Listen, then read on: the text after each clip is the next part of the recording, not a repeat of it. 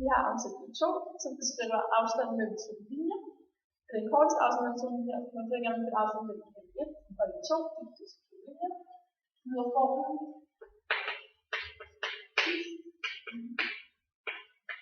at vi noget det mere til af N faldet med 1.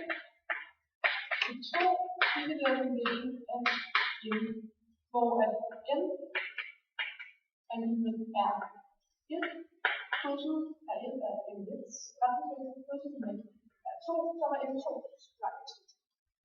Grundideen i beviset er, at vi ved, at vektorer det er repræsentanter, som man kan rykke rundt, og vi kan derfor danne en retvinklet trekant, som vi kan bruge både geometri og grundgeometri som vektorretning til at beskrive det sammen. Hvis vi nu har de to linjer, M2 her og M1 her, så vil P1 være et punkt på M2, M1 og M2 ligger her, og der vil så være et punkt på P2. P2 ligger her. Og så vil retningsvektoren selvfølgelig være nogle vektorer, der ligger omme i som for eksempel kan ligge her. Det er en ud til at her.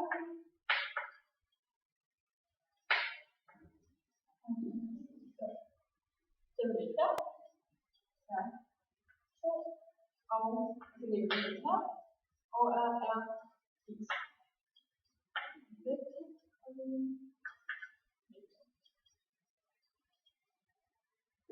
vi lægger de to linjer i to parallelle planer.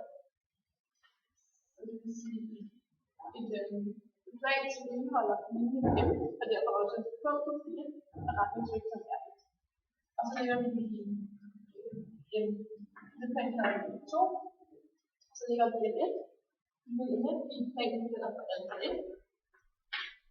Og derfor vil den her plan så også indeholde punktet på 1, og retningsvektoren er 1. Normalvektoren til begge to kan så være, eller en normalvektor til begge to kan være N, hvor N så er lige det her, krydsproduktet på 2. Hvis man finder netop en normalvektor til en linje ved at krydse, vil der finde krydsproduktet af to vektorer i planen. Og godt man ligger R2 i alfa 2 og R1 i alfa 1, men den har den samme normalvektor, den parallelle, så betyder det sådan, at man kan rykke vektorer, så kan man godt finde krydsproduktet på det. Så derfor så er vi her. Og den vil være så være vinkelret på både M2 og M1. Vi har også en vektor, som vi lægger afstand. Her er afstand for en vektor fra P1 til P2. Den vektor skyder vi så den mod venstre, vi skyder P1, den er M1 til et punkt, vi kalder for S. Og det samme gør vi med 2, men vi skyder hen af en linje, som er parallel med M1, så vi kommer til at lægge det her, så snart. Så vi nu skal vi ligger der er her, R.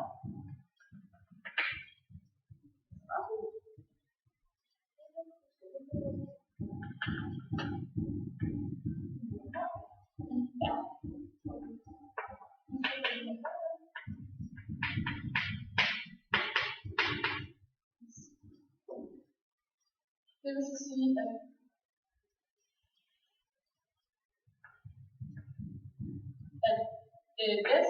vektor S er så nødvendigvis den lille vektor 1 i 2.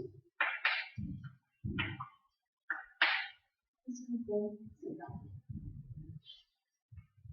R's position ned på B2 kalder vi for Q, og den ligger her. Og en position er jo vinkelret, så positioner vi noget vinkelret mod noget andet. Så den vinkel, der er her, må så være vinkelret. Det vil så sige, at vi nu har dannet en vinkelret trekant, hvor fra S til Q, hvor det her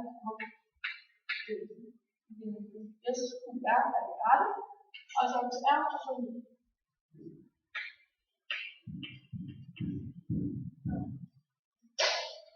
Og så vil vi tage over.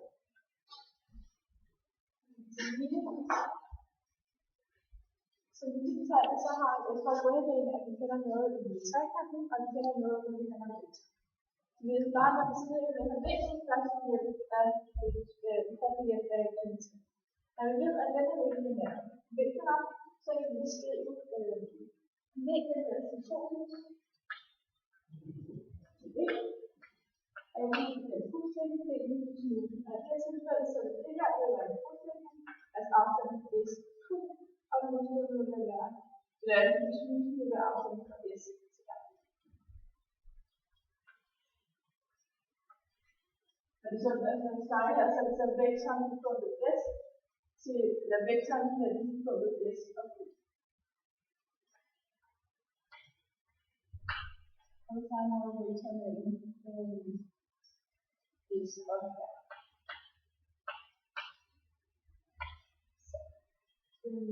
Og som lige sagde, så kan vi beskrive vektoren mellem R, det er det samme som vektoren mellem punktet 1 og 2. Så det her kan vi også skrive sådan.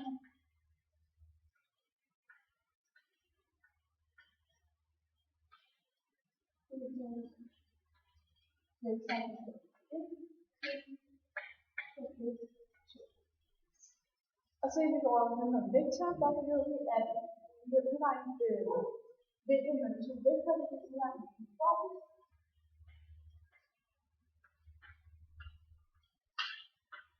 Det er altså prægtproduktet mellem, hvis vi har to vektorer A og B, så er prægtproduktet mellem A og A. Det er en vinkel af A, gange med vinkel af B.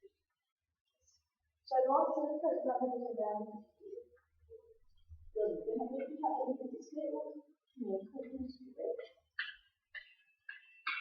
Det er ligesom normalvektoren. Ja, det er nu går vektoren, det er normalvektoren, det ligger her.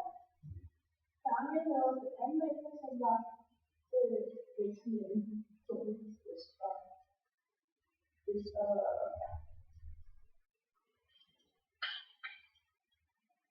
Og det er normalvektoren.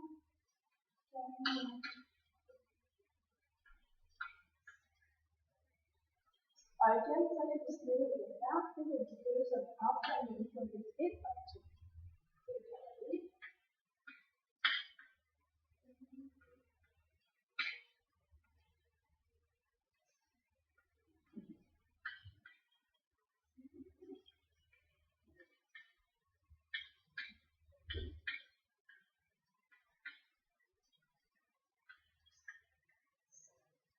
Så nu ser vi, at vi har to udtryk for vinklen mellem to vektorer, og hvis koden er med det her, koden er med det her, så vil jeg sige, at de to ting vil være med hinanden. Det står i det.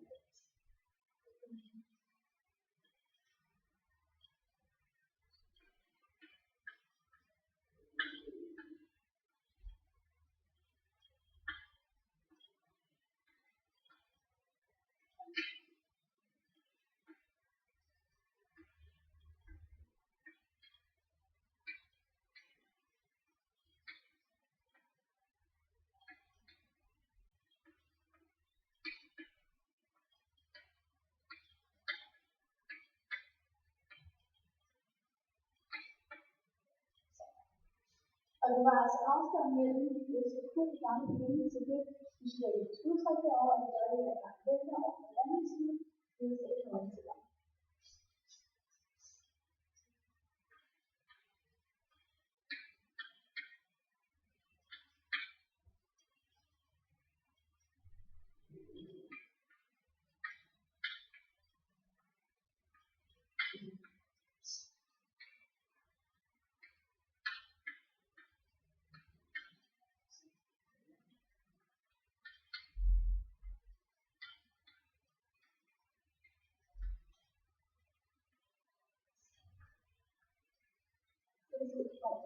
Og det er det, man skal afstemme.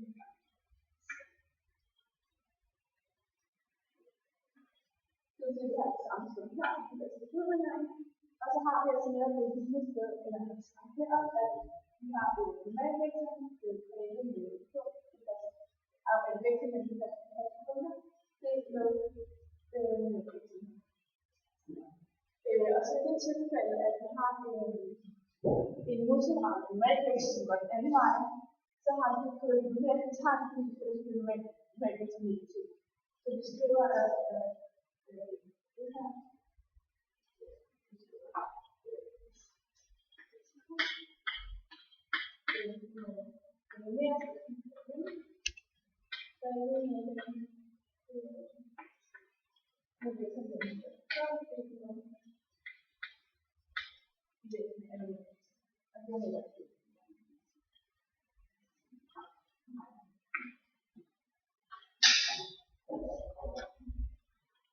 ja, nu har vi bevist det, og så vil jeg gerne vise et eksempel, hvor vi bruger vores former, vi har bevist.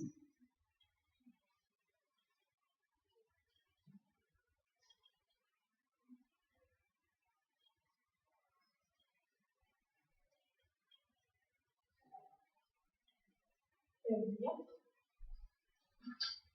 I vores opgave, der har vi 2 vindskæve linjer, der vi bruger opdelt.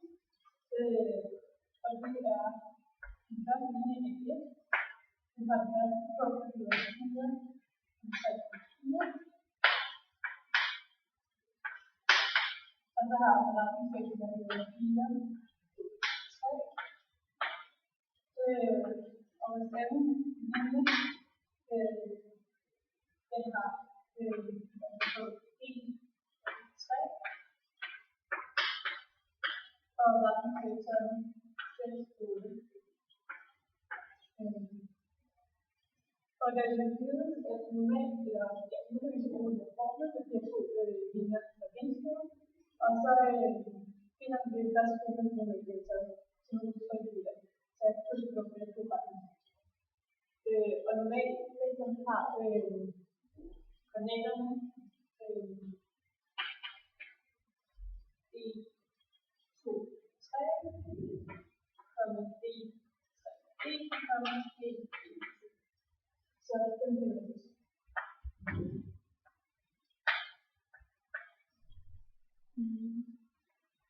Og den første del er så 8 gange 8 minus 3 8 minus 64 minus 20 minus 40. Så 1, 3, 6 minus 8 gange 4. Den her så 18 minus 32 minus 4. Og så den sidste, det er 2. Den her så 4, 8 minus 8. Den er 32 minus 48 minus. Og vores kanaler til vores normalfunktion til de 2 linjer, det kommer så til at skrive 40 minus 14 minus. Og derefter så vil vi gerne finde vektor. Vektor, der står til 1 til 2. Og det er tilfælde, så tager vi udgangspunkt i 2 faste punkter, der er op til vores midterfunktion, det er 2 linjer. Vektor til 1 til 2, der er til eller færdigpunkt for de 2, minus færdigpunkt for de.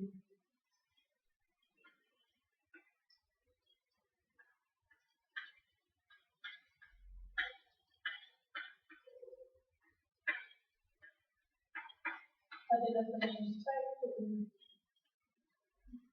og nu kan vi så bruge det forrige bevis til at finde den korte afstand mellem de 2. Så jeg vil nu skrive vores punkt 4.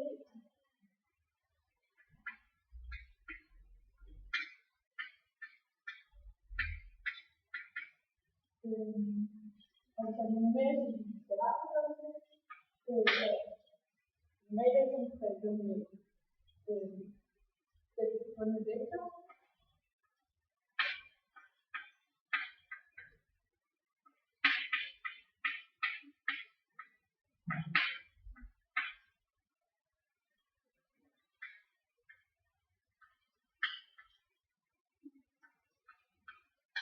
Og så bliver det længden af normalvektoren og længden af vektorcellen, den kan få vektor. Den kan findes ved at tage kvadratdelen af koordinaterne. Og det er så koordinaterne.